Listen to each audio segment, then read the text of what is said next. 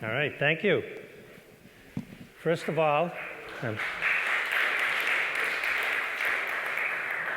as a proud member of the STMs and as a representative of the STMs, I want to thank everyone for being here on our 100th anniversary. Thank you. So I'm going to talk about Russell Porter's life and how he founded the STMs. This was a remarkable individual. And by the way, there's a rumor he may show up for the evening presentation. You might want to watch for that. And some of his friends from 1923 may be here as well. So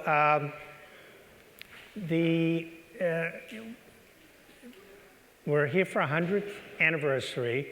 Russell Porter's story began before that, but I'm going to give you a tale of why we're here and how we got here.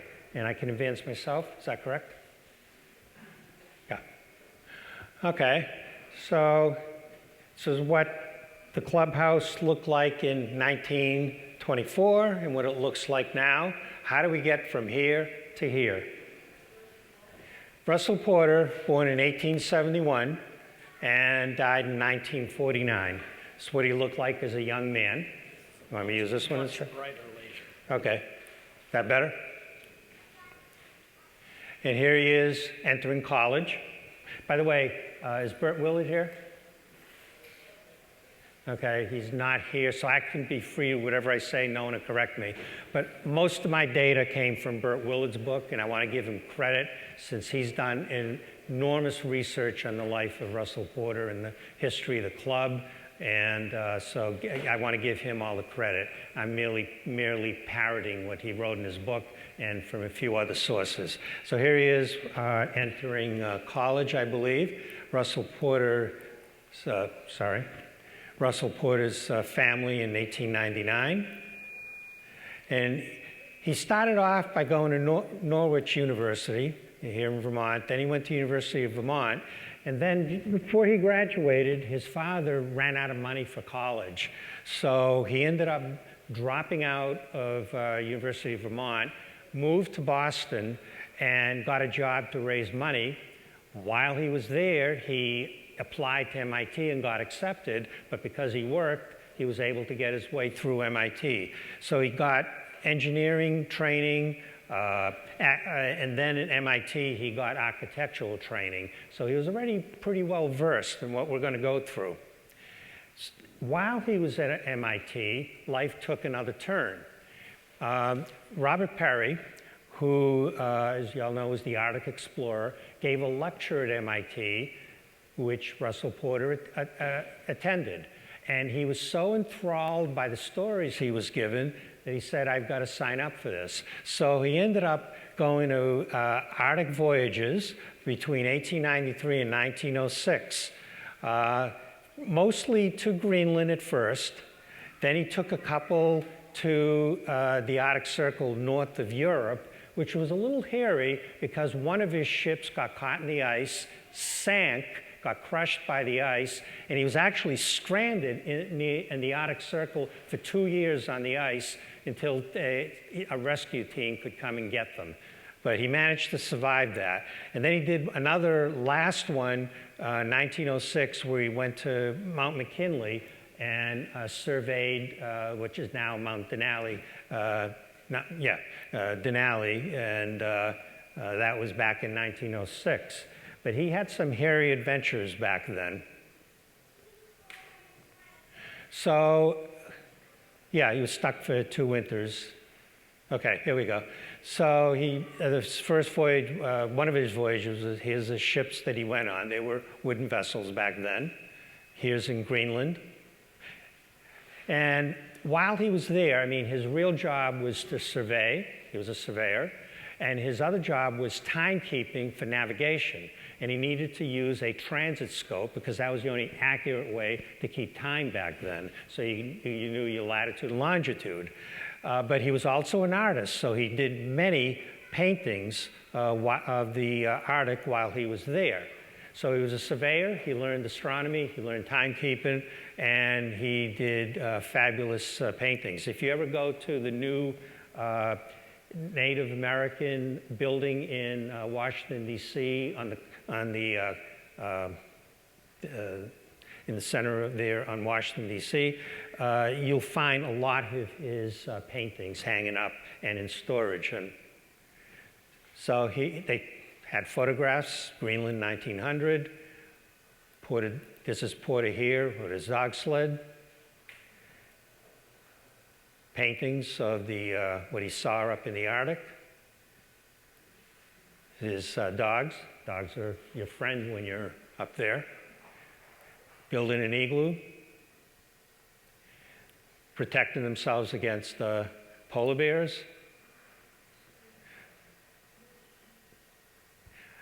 Tromsø in 1905, that was one of his last expeditions. Cumberland, and this is, okay, caught in the ice, so he wintered over, like I said. And here's his last expedition, Denali. Then he took a trip to Switzerland. I guess he couldn't get enough of the cold. So finally, when he was finished with all that, he decided to settle down, and he moved to Port Clyde, right here in Maine, at the end of a peninsula called Land's End there. And his thought was he was going to set up an intellectua type colony. So he used his architectural skills to build a house and build a set of cottages that at first he rented and then sold, and that's how he maintained his living back then. But he wanted to basically set up a artist colony there, a writer's colony, and basically to have that as a center of attraction. It was somewhat successful, but not very successful, but that's what he did.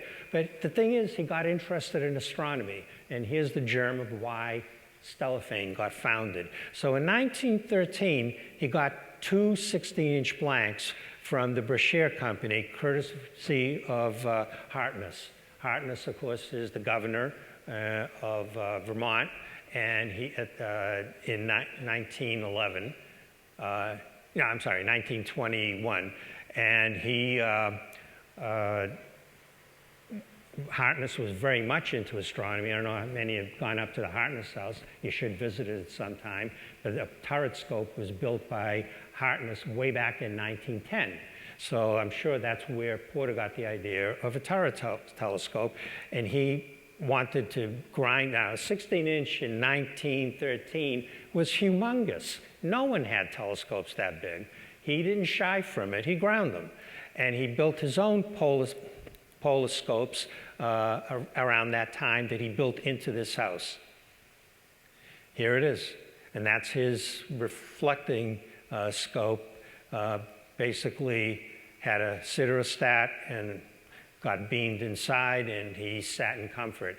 If you don't understand why he decided that, have you ever observed midwinter in Vermont or Maine? Okay, enough said. That's why this was a necessity. He wanted to observe. And here's a more modern look of that same house. It's been reconditioned a few times. A painting by Porter of the porch of that house. Notice he has a little refractor there. And one of the cottages. He also built what's called the castle, and that was for visiting dignitaries. They'd put them up in the castle. It was like a visiting person's cottage. So he had quite a thing going on there. He also designed the Belfast Church.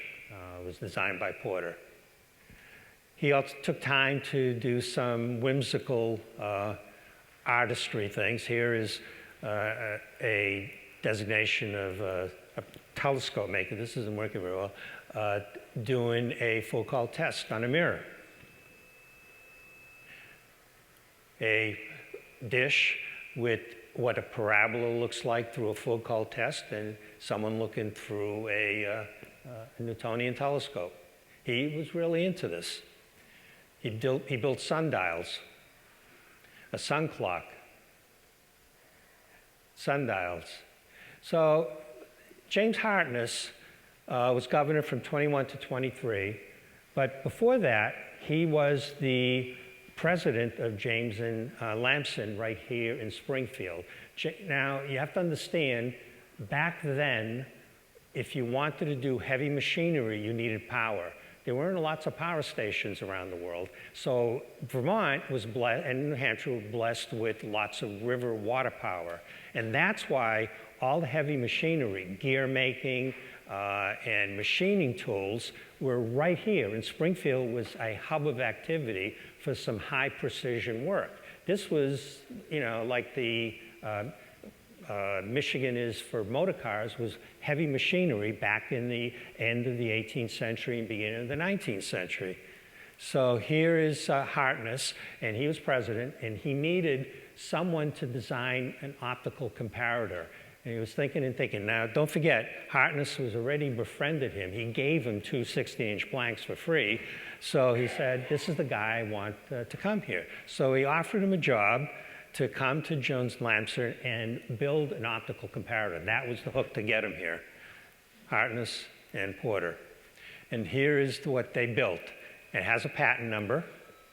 Okay, they got a patent on it. But by doing this, he could make sure that the equipment he was building matched the plan precisely, and they got a patent on it and improved sales because they had precision instruments.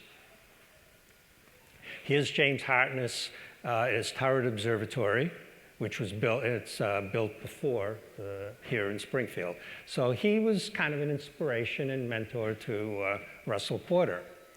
So in 1919, he wooed him back to Springfield, where he was born, and he bought a home on Two Hill Place, not far from here, and that's where Porter lived.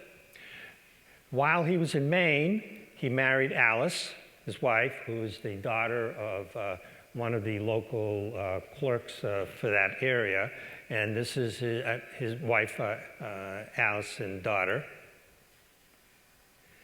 And here is Russell Porter at his new home. Now, it looks like he's doing woodwork, and he's not. He's actually setting up a transit scope on his front porch. He was really into this. So while he was here, he's building the optical comparator, and he's already ground 16-inch blanks into optical instruments, which he brought over here with him, by the way. That's what our turret scope is powered by, if you go up the hill. And he thought to himself, I wonder if anyone else is interested in astronomy. So he decided to offer some optical training to people at Jones and Lamson, and he got a number of people to sign up. Here's the original people who signed up, and this is the scopes they were going to make. And there was one woman, Gladys, who was a school teacher here, and she wanted to build a mirror as well. Here is the original group. So here's Porter, and his holding a mirror, and the original people who built the telescopes that we have on display to go to the Hartness house. Here's Porter grinding and opting. Now, notice one thing about Porter. Here and there, he's always wearing a three-piece suit. And all the original members wore three-piece suits. I'm sure if he came to Stellafane today, he'd be thrilled with our success, but he'd be horrified at how shabbily we're all dressed. He also always... No, there he didn't. So he's grinding the mirror and demonstrating how it's done, and he wrote songs about it. Notice the moon is happy with the sun. And back then, after they started building these telescopes, they went to various places to observe. 1920 observing field. Notice the cars. Observing in 1920, they camp out, okay? Kind of like what we're doing here, where the tradition began. Notice that the scope is set up, and the cars. Mount Ephraim, they go to the top of the mountain, set up their, I'm going to use this one, set up their tents, and set up their telescopes. They had to share the site with some cows. But notice that there weren't any trees back then. Vermont, New Hampshire, and Maine were denuded of trees back then for farming and because of timber production, which they cut down all the trees. So they had no problem with the horizon. Westminster observing, 1921, they'd have dinner and then they'd go out and observe that night. Mount Ephraim, 1921. Frank Whitney, one of the founders, Mount Ephraim, 1922. That's his scope that he built. Hawks Mountain, 1921. They'd drive out there, clear field, set up their scopes, stay there all night. Kind of what we're doing here. So the tradition got started before Stellafane. Hawks Tablet, he was a surveyor, and he was also doing surveying work while he was here. And on Hawks, there's a tablet which was put there as part of the geodesic survey, and they needed the tower for various reasons I won't go into. Sorry, here we go. And that's on top of the mountain. And notice he added this to the plaque. Okay, that's not found in most of the geodesic surveys, but it gives you the exact location. Oscar Fulham with his telescope back then. This one's on display at Hartness House. Hawks observing, 1921. Some of the original people there observing. And they entered the scopes into the Vermont Fair in 1922. People were amazed. Now you have to understand one thing. Back in the 1920s, if you wanted a telescope, unless your family was the Lowell, who had millions and millions of dollars and owned the town of Lowell, so you could buy a huge telescope and set it up in Arizona or wherever you want, you didn't get a telescope. The average telescope back then cost the average salary of most people 2 to 3 years worth of salary work. So ordinary people did not own telescopes because you either bought them from Cambridge, Mass, or Berkshire, or you had to send away to England for them. They were just too damn expensive. So no one had telescopes unless you were independently wealthy. So along comes Porter, who shows people how to build these things, and they did it themselves. Just ordinary work. Now, I shouldn't say ordinary workers. These were skilled people who were building gears and machinery, but they could do it. They built it, and people saw it at the Vermont Fair and were utterly amazed. So people started asking, how do we do this? Can we do this? So Porter was kind of a perfectionist, and this is an example of his thought. So how do we get this damn telescope together? So I want to catch that moon. I would say deep sky object, but he wanted to catch the moon. So he sets it up after a few hours of modifications and said, hell, what an image. This is what it looked like. It didn't meet his perfection, so he took an axe to it. I'm not sure if he was always like that, but it just showed he wanted perfection in the instrumentations. Kind of like what we do now. If you win a prize for optics here at Stellafane, it should mean something. So if you make a good optic and win a prize, be proud of it. It all started with his perception of perfection. So here's at the Stellafane site now. It turned out his father owned some land on top of Breezy Hill. The land was sitting on right now. Well, not this land. It was the one up on the hill. And he had a shack there. And when they were looking for a permanent place to observe from, Porter said, well, I got this right here on Breezy Hill. Why don't we think about that? So here they are planning what they're going to do with the site. So from the top of the hill, back then there weren't any trees, you could see Mount Scottney looking north, and he took a painting of Mount Scottney. So here was the shack. I just found out the other day it was not on the top where the pink is. If you know, when you go down the hill and up the hill and there's a road coming up from the right, it turns out that's where the shack was. I always thought it was at the top of the hill. It was not. So that's where the shack was, where those roads intersect. But when they decided to do the pink, they went all the way up to the top of the hill. So here was the shack at Breezy Hill, and they used it to observe. Again, he inherited that from his family. Here's Porter and his wife. And again, they observed there, but they decided, here's Porter over here. They decided to build at the top. So they started in 1923, in the fall, to build the Pink. And this is even before the club got founded. The club actually got founded December 7th of 1923, but they were observing from the top before that time. The reason we're here for the 100th is because that's when the club itself was founded. So they're making a road to go to the top. And here is the Pink being built in the fall of 1923. You can see the basic shape. They built it themselves. And here is, I think in the following year in 24 when they added the shutters and everything, and the scopes were there, and they started observing. A image done by Porter. It's on some of our t-shirts here. And notice it says December 7th, 1923, because that's when we got founded. So 23 to 24, club is now built. They got the scopes up there, and they're having a grand time, thinking this is perfect. Finishing the roof. And by the way, the reason it's pink, they finally did paint it, is because they kind of ran out of money. Money was getting low. So they went into Springfield hardware stores and asked, you got any extra paint, old paint we could use? They got a collection of used paint that weren't picked up. And they just mixed it all together, ended up hot pink. Okay? So if Russell Porter was today, he'd be amazed that we stuck with whatever was happening, but it kind of grew on us, so we keep it pink. It's part of the tradition.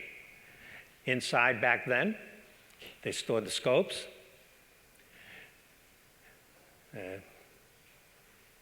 And of course, you had the ladder to go upstairs because that's where they slept when they were. Was that a painting on the wall there? Yes. Yep. A lot of his paintings. I don't know where that one is. It's not there now.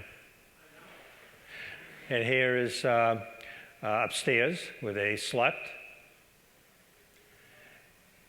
A couple of years later, it's starting to look like it is right now. They added the heavens to clear the glory of God sign.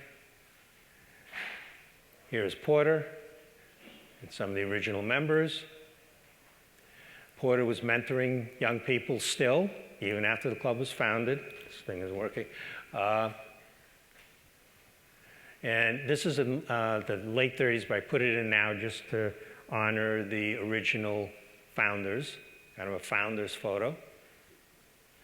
And here they are fixing the road, as we have to do every year, as John went out there with his tractor just before you guys came because we had torrential rains. But the difference is, notice how shabbily John is dressed, and look at the way they're dressed, fixing the road, okay? The only thing, he'd love the club right now, he'd be horrified at the way we're dressed. This is the way you're supposed to dress when you go to work. Do you suppose they dressed up the picture? No, that's the way they dressed. Yeah. Now, Porter had quite a bit of a sense of humor. So two amateurs looking at a comet, and they start arguing what the comet is. They're arguing so much they knock over the telescope and destroy it, but they make friends. They sit on top of the telescope and look at the comet. Okay, like I said, he has quite a sense of humor, and if you look at some of his drawings, you'll understand.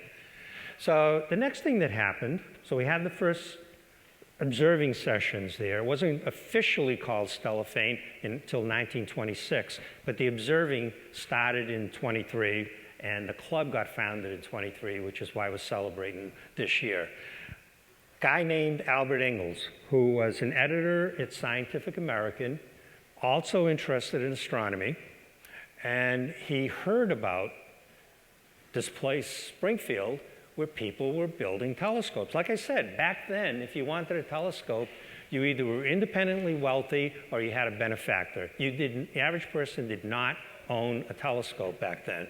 So he heard about this building. He lived in New York City, Scientific American. So he came up to the meetings in 1925, and this is a painting of Ingalls by, of course, Russell Porter. Here's Porter and Ingalls, and shown in the Springfield Mount. So in 1925, he came up, and he was so enthralled with what people were doing up here that he made it a feature. This is the cover in November of 25, Scientific American. And this is inside the clubhouse, taking a projection of the sun. And this was the article inside, "The heavens declare the glory of God," and set up for the solar scope. Ingalls in 28. Because of that article and a couple of other articles, eventually the telescope makers 1, 2, and 3, how many people have a copy of that? Those are collector's items. I'm sure a lot of people here have that. Well, because of that, those got published, and because of that Scientific American article, people from all over the world started reading about, you can make your own telescope. Total revelation, okay? A revolution. So the Springfield telescope makers were getting calls, how do we do this? Back then, letters and telegrams and saying, I'd like to do this, tell me how. So back then, some of the members put together kits that they were freighting over to whoever was asking. As far away as we have records, South Africa, Australia, all over the US. Because of that, because of the success and because of the Scientific American article, clubs were starting to be sprung up all over the country. ATMs of Boston, which I'm also a member of, and all across the country. Cleveland, many other clubs got started because of that article. So again, it was a revolution. You didn't have to pay a fortune for a telescope anymore. And here's the telescope making books and other articles by Ingalls. Part 6, a telescope that anyone can make, by John Pierce. See? That is the original edition. It's not very thick. It's much thinner than I know. the one you and I mostly have. I know. I'm aware. That article at the end by John M. Pierce is really interesting. Yep. Some of us wanted to make a telescope like that to raffle it off, but we didn't get the optics stuff in time to do it this year. Maybe we'll put it up for the 26th convention. Okay. But that article did not stay in. That is not in the thicker ones that we have. Right. It's in the first edition only, which is a little thin one of only, I don't know, 150 pages. Yeah, it may be thin, only 150 pages, but it revolutionized the world. So here they are fixing up the roof. The sundial, which is still there. The Porter transit scope. Again, that's how he made his mark, got interested in the solar scope. And here's a photo of Russell Porter inside, but that's still up there, and of him looking the sun. Now, sometime in the 1920s, I'm not sure when this photo was taken. Again, in Boston, the ATMs started and the Bond Astronomical Club started, which meets at Harvard. And the Springfield telescope makers made a trip to Cambridge in that bus and stimulated the ATMs to go further as well. So he kind of spread the knowledge. He went to Pittsburgh, went to a number of places and helped clubs get started. So here's a picture 26 with first members. Again, here's Porter right there. And some of the founding members. 26 convention, Porter. Ingalls, founding members. 26 again. Porter's on the end there. And Ingalls standing right next to him. 27, having a dinner before the evening observing. Notice there's still not any trees around us. We really should cut them all down again. 27 convention. 29 convention. Stellafane Christmas greetings, John Pierce, 1929. 1930, before the turret, the site where the turret's going to go. Remember, he ground these back in Maine and inspired by Harkness, so he decided we would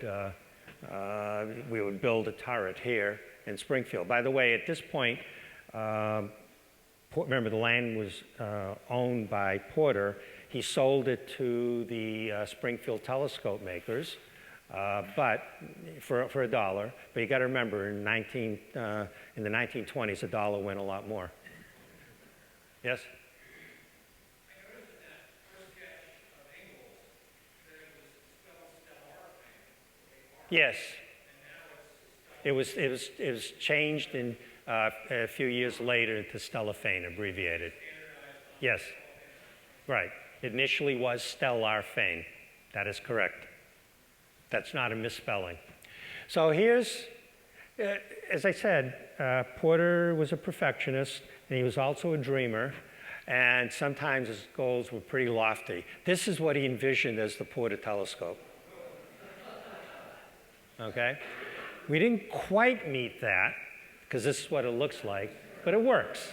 And functionality is more important than appearances, so we don't care.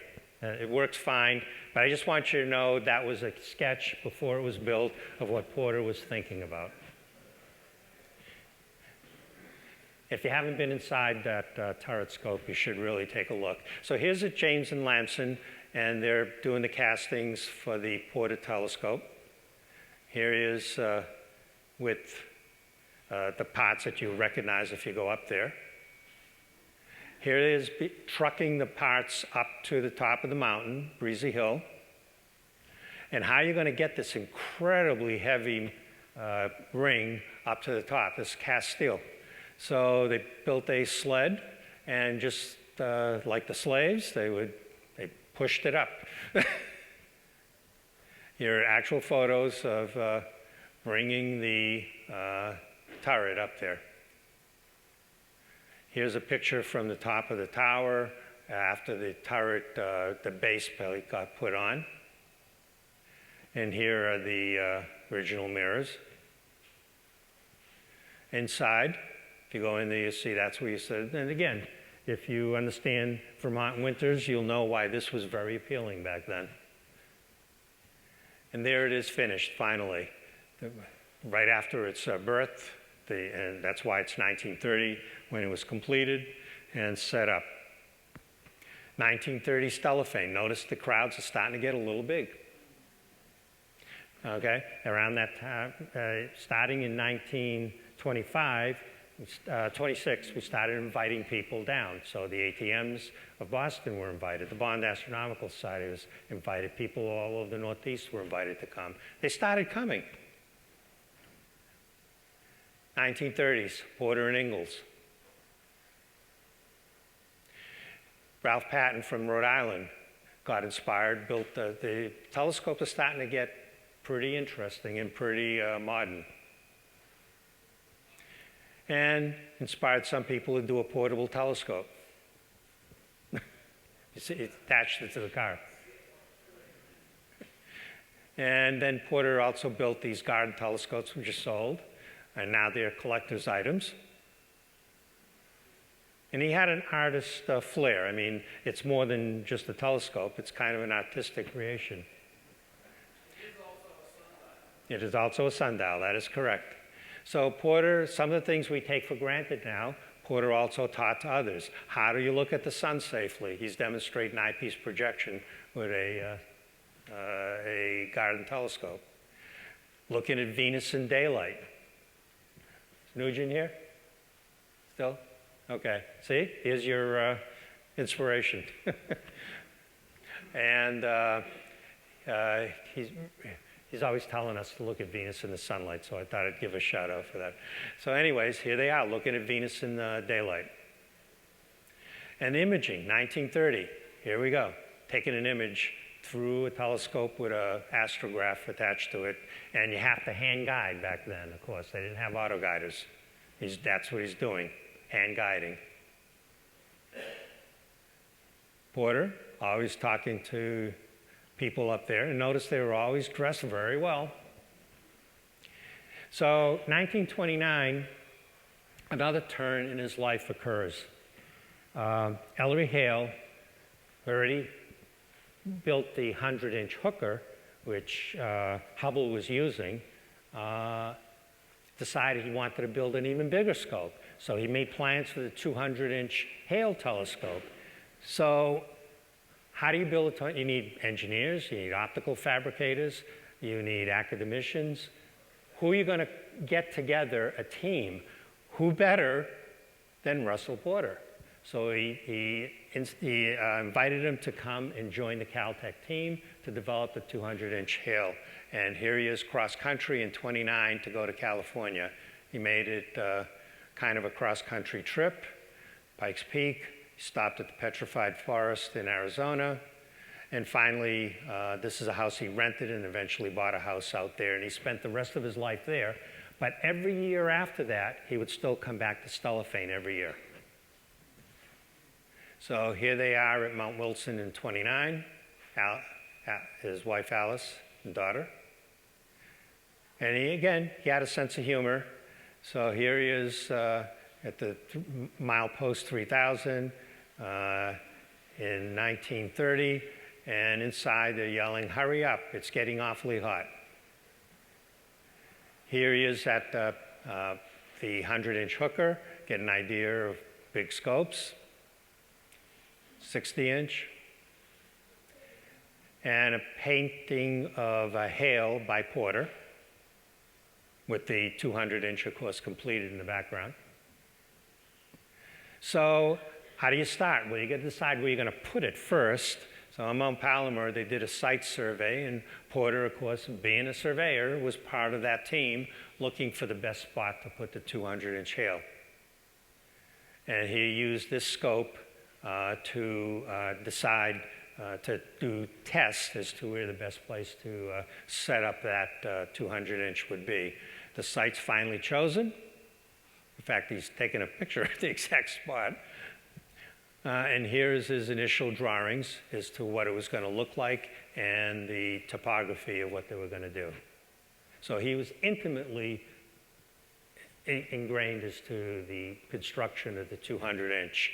Now, not all his designs were perfect. Here's his original design Porter did for the 200-inch, a model built. This was not accepted. It's awfully complicated, too many, it was ungainly. He then came up with this design, which was accepted, the horseshoe shape that we now know is the 200-inch. So based on that design, that got built. Here is Russell Porter in 1935. And of course, his infamous drawings. So these are engineering drawings and aesthetic drawings, and they're beautiful.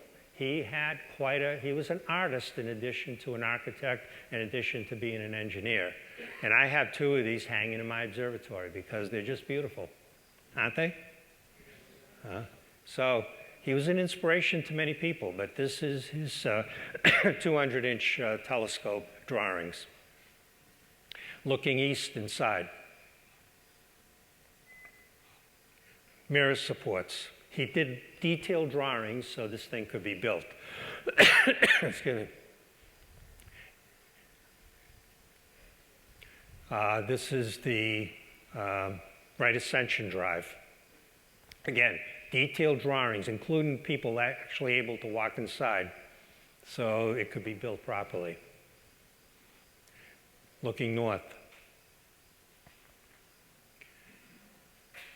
The cutaway drawing of the declination.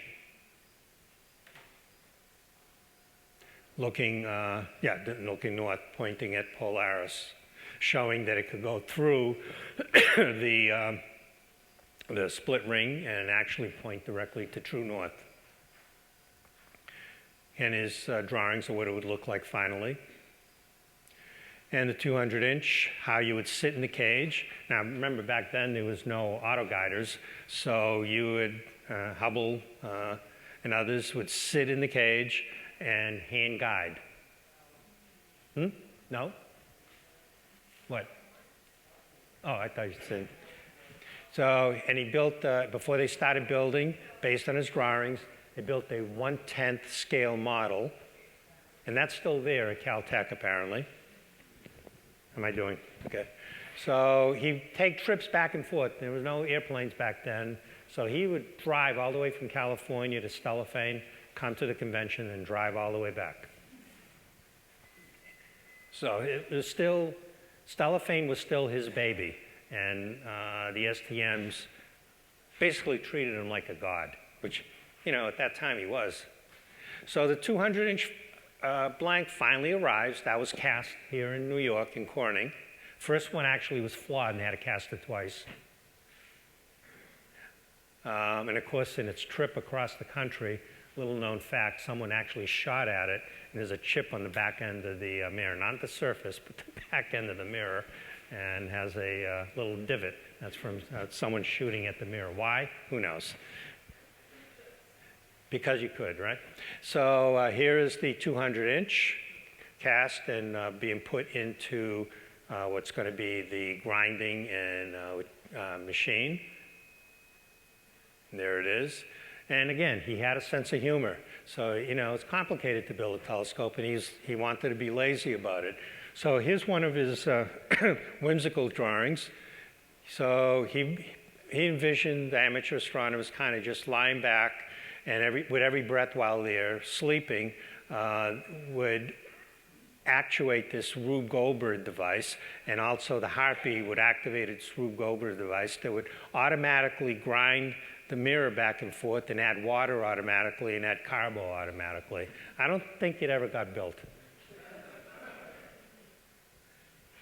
Anyways, here's the coelostat that was done by Porter while he was there. And the Griffith Observatory, he also had a hand in designing that. And if you just look at it, it kind of looks like that original idea he had for the Porter turret. I'm sure some of those design ideas went into it. They had to build a Caltech lab. Of course, I should have put that earlier. Oscar Marshall was recruited along with them to do some of the machining. One of the original founders, Oscar Marshall, in 21. And while he was there, he started teaching people how to make telescopes, in addition to the 200-inch. So here he is, Porter, right there, teaching a whole bunch of Caltech students, along with, I'm not sure who this person is, doing the same thing, teaching them how to grind their own telescope. Portrait of Russell Porter at Caltech, which is hanging there, and along with one of his telescopes. And Stellafane in the 1930s, he came back. Large lathe, making a 3,000-pound part. And in 1932, he came back to see an eclipse in Conway. Here he is setting things up. We put the equipment together and got some photos of the eclipse.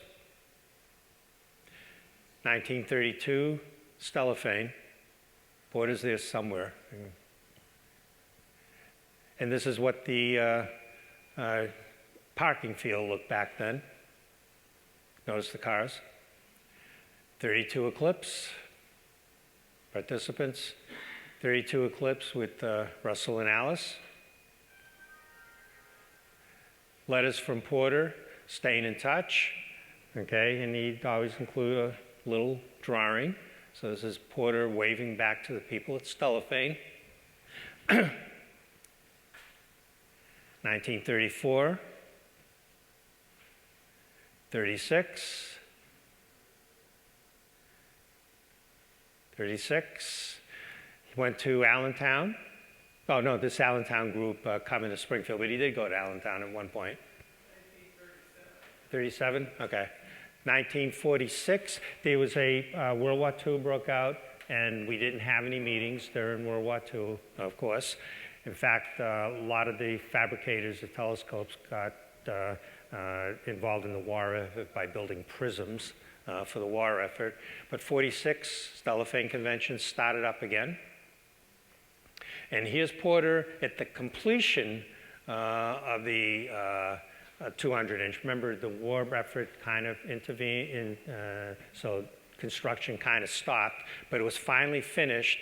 And here is Russell late in life finally in the cage of the 200-inch. So he died in 49, and things got a little dicey for in the early 1950s. We kind of lost the guiding spirit, and things dwindled. The number of members were few. And then in 1954, only 16 members were there. Burt Willard, who's on the left right here as a teenager, 1954, and they were talking about disbanding. ATMs, I'm proud to say, since I'm a member of ATMOB, resurrect Stellafane by the help of Chester Cook, Kagan, and Gardinko, who I don't know. But the ATM agreed to do the publicity, sell the tickets and the program, and 250 people came to the 1954 Stellafane. And that resurrected it, and we've never looked back. 1954 convention, Ed Knight in 1959, proud member of the ATMOB. Todd Hill with his famous 20-inch telescope in 1965. Paul Vallely in 1968. He's a little younger there than I remember. That was, my first Stellafane was in 69. Came in with the help of Paul Vallely. And then I was intermittent in college, then in medical school and internship, couldn't come. But I'm proud to say that from 1979 onward, I've only missed one or two. And in fact, I was just finished medical school, and I couldn't decide between astrophysics and medicine. Ended up going through medical school. And as soon as I finished internship, first thing I did was come up here, and I bought a 16-inch blank from Burt Willard on the swap table, and that became my first large scope. I ground a couple before then, but Scott Houston, 74. I don't know who the gentleman next to him is. And here we are, modern day Stellafane. Unfortunately, I think we're not going to be in the field tonight because it's a little muddy. We're going to be here tonight. But Russell Porter is going to come here tonight and lead the festivities. Here's a picture of modern day up the hill, taken by Dennis DeChico. And I hope you all enjoyed the clear skies last night. It's not going to be quite so clear tonight.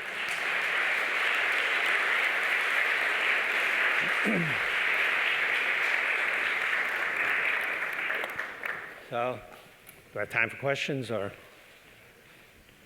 I think you've got a minute or two. Okay. Remember, because I've been coming since 1972, there was a cabin nearby here that the corner built. You mean the shack? I don't know when that got taken, the shack got taken down.